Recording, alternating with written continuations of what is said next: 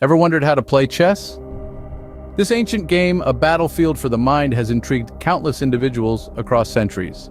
Today, you're going to learn how to play this game of strategy and wits. First, let's take a look at the chessboard. It's a square board divided into 64 squares of alternating colors.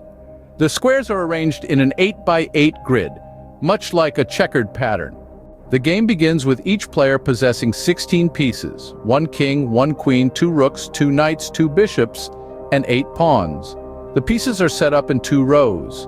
The second row from the player is filled with pawns, while the first row has the other pieces arranged in a specific order: rook, knight, bishop, king or queen, then again bishop, knight, and rook. Movement of the pieces is what makes chess a fascinating game. Each piece has a unique way of moving across the board. The king, the most important piece, moves 1 square in any direction. The queen, the most powerful piece, can move any number of squares along a rank, file, or diagonal. The rook can move any number of squares along a rank or file. The bishop can move any number of squares diagonally. The knight moves in an L shape, 2 squares in a rank or file, then 1 square perpendicular to that. The pawn, the least powerful but highly strategic piece, moves forward 1 square but captures diagonally. The objective of the game is simple, yet challenging. Checkmate your opponent's king. This means the king is in a position to be captured, check, and there's no way to remove the threat of capture on the next move. A few other rules to remember include castling, a move that involves the player's king and one of their rooks.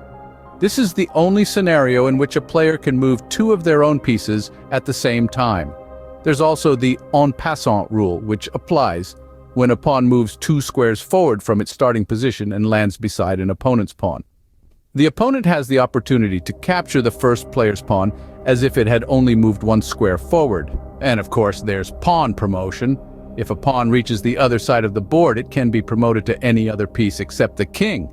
In conclusion, chess is a battle of strategic skill. Each piece moves in a unique way with the objective to checkmate the opponent's king. Special rules like castling, en passant, and pawn promotion add layers of strategy to the game. Remember, chess isn't just about the rules, it's about outsmarting your opponent and always being 2 steps ahead. Now you know the basics. It's time to make your move.